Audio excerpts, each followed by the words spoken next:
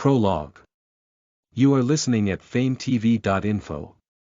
The silver moon hung high in the sky and cast its clear, silver light down on the world in bright waves. Opposite it, the crimson moon clung bloodily onto the blue veils of the night sky. Claude, it's 10 already. Why are you still awake? You have school tomorrow.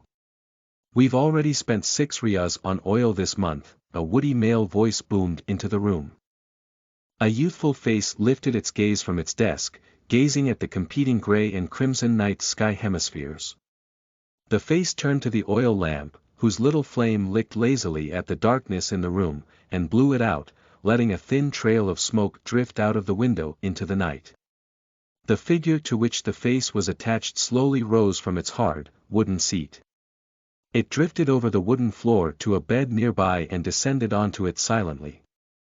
The bed creaked like a heavy skeleton as it settled under the figure's weight. The same woody voice continued to echo complaints from the bottom of the stairs. The figure's gaze shifted once again to the desk, staring at the gray-brown surface, now lit solely by the pale moonlight. Half a year, the figure thought, half a year since I came to this world, half a year, and for the first time he had thought of himself as his new self, rather than an unwelcome guest in this body, Claude. Such was his new name. The previous consciousness that had called this body home had put it in bed, sick, for a whole month. The new consciousness, the current Claude, had to spend his first month in bed as well, as a result, while the body slowly recovered. He didn't complain much, though, because it was a good excuse to keep people from talking too much while he sorted through years of foreign memories. He only started to interact again once he felt somewhat familiar with the tale of this body's life until his intrusion. No one suspected the occupant had changed. I was Qin Shi. Chinese. I lived in the magic city, one. But now I'm Claude Ferd. I live in a small town called Whitestag in a prefecture called Bolivia, a part of the kingdom of Auras, on a continent called Freya. I'm 16 years old and I'm currently attending middle school. Claude muttered sighed to himself. The idea of transmigration was not foreign to the soul once known as Qin Shi. His old life had countless television dramas, web serials and web novels that depicted numerous renditions of such events. Until his own transmigration, however, it was only a fanciful delusion, a tale of myth and fantasy that no one really believed was real. He'd resigned himself to a normal, boring life by the age of 30.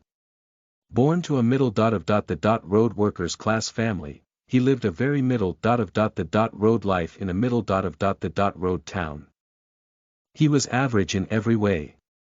He was not athletic, nor very intelligent, nor particularly adept at any specific skill. He worked hard to get through primary and secondary education, as did most of his peers, and eventually went to a middle road university.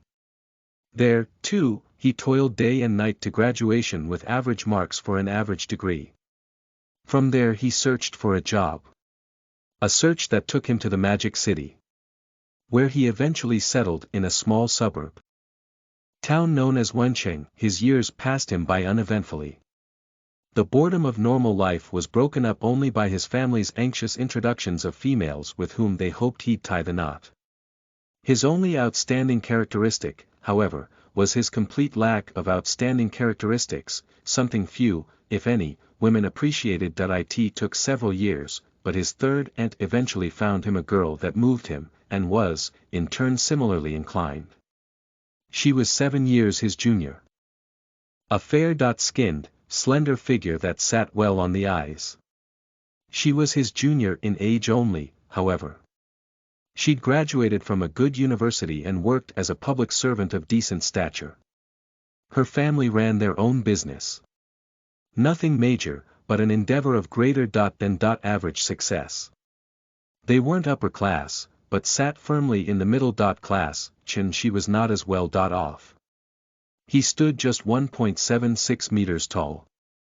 His looks were passable at best. His parents were farmers and owned only their small farm and house, the latter of which they'd bought on loan and had to pay back over 18 years. Chen Shi himself was a technician in a small private business in the town.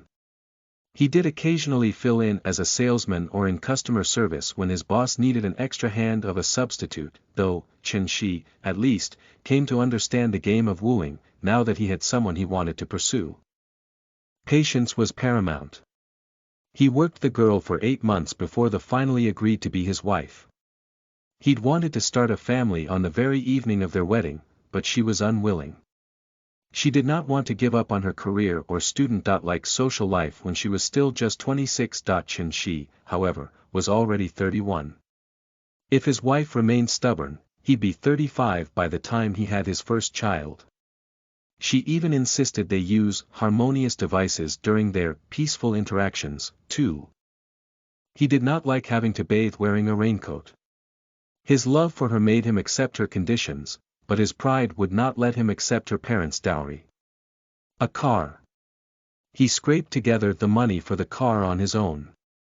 His wife became the driver, of course. She was even the one that picked out the car. His married life was just as plain as everything before. He embodied all the qualities of a good husband. It kept him busy, but he enjoyed feeling fulfilled. It helped that his wife didn't expect too much from him.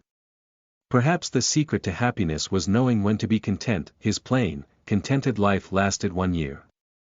He took the day of their anniversary off from work to surprise his wife with a romantic candle-lit dinner and wine, but his wife called and said she had to work overtime so she would be late. That he went through the trouble to get good imported wine while he waited for his wife. He eventually decided to meet her at the office, but found it closed and completely dark when he arrived. The guard also told him his wife had left at the usual time. His heart strung suspicion, so he called to find out where she was, but she did not answer. He wandered around the neighborhood on his way home, and found her car parked by a small park near their home. As he got closer, he noticed it was swaying unnaturally. He closed in and took out the spare set of keys for the car he happened to have with him. Most people's hearts might have been racing at the thought of what they might find, but he was serene. He'd never really been one to get excited and anxious easily. He walked up to the rear door casually and opened it. Inside was his wife, and on top of her was her boss, Secretary General Liu. The two were in the midst of the final throes of intense, romantic activity, the naked variety. Chen Shi looked at the expensive bottle of wine in his hand and considered smashing it on the man's head, but thought it would be a waste. He supposed he should be happy that he'd caught them red-handed. At least his wife could not deny what she'd done, but he felt nothing. His gaze shifted to the pair as he slipped his phone out of his pocket and started filming, mimicking a certain Mr. Chen Edison. 3. I'm so sorry to interrupt your activities. I'll leave in a moment, so please ignore me, he said, smiling at the terrified pair. Oh, wifey, dear, meet me at the Civil Affairs Bureau tomorrow for the divorce proceedings. I'll text you the time later. If you miss it. Chen Shi waved the phone, his calm smile still plastered on his face. It would be such a shame. His wife didn't return that night. The two signed their divorce the next morning. His wife forfeited all claims to any of their assets without complaint. The two didn't speak or look at one another throughout the proceedings. The only time his wife spoke to him was as they left the building. Please delete the photos. Don't worry, I won't leak them. Chen Shi nodded, not looking at her. He stopped by a real estate agent on the way home and stopped by his work to resign. It took just 3 days to sell his home and everything in it. He at first considered using some of the money to pay back the share his former in-laws had paid on the house, but then he decided it was compensation for what their daughter did to him. You bumbling fool! How could you let those cheating animals off so easily?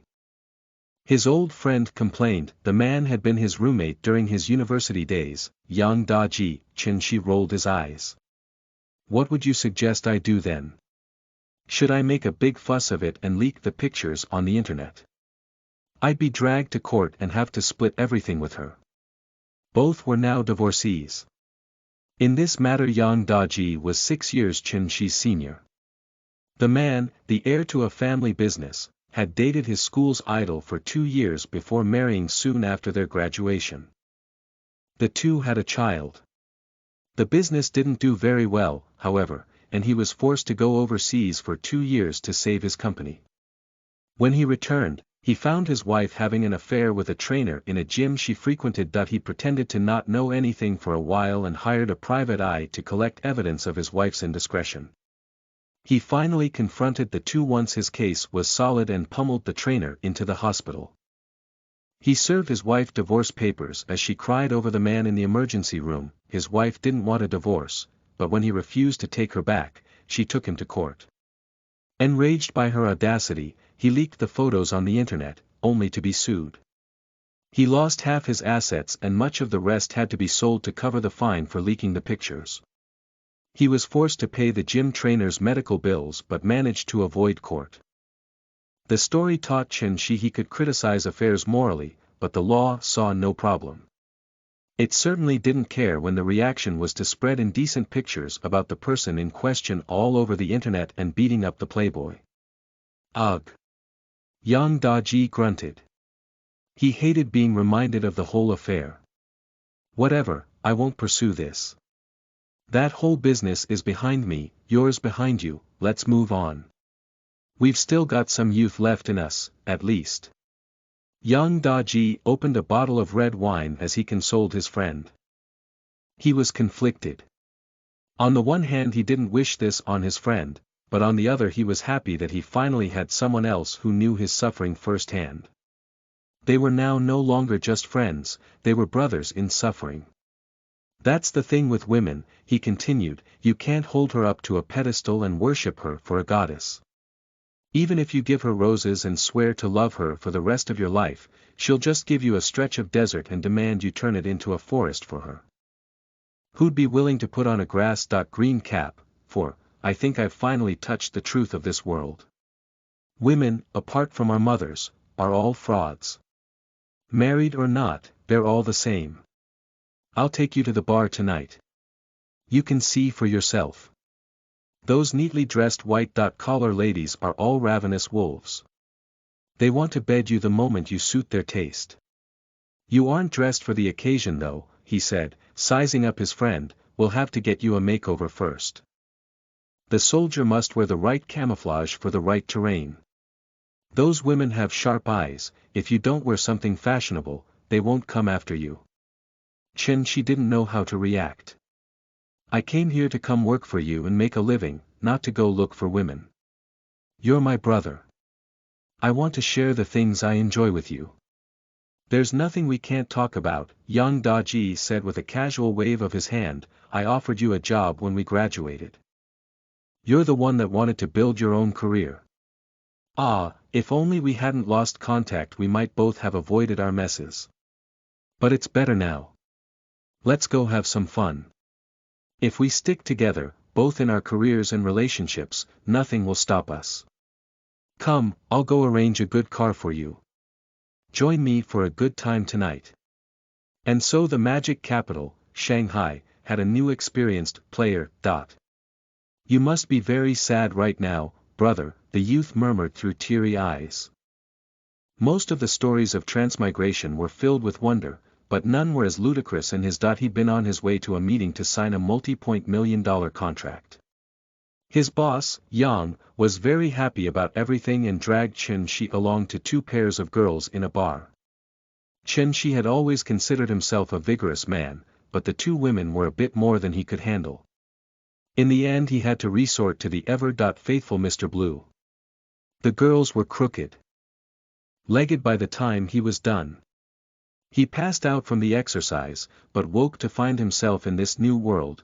1. Chinese nickname for Shanghai. 2. This is the author jokingly self-censoring and putting blame on China's censorship policy, which is detailed in the Harmonious Society socio-economic vision of the country.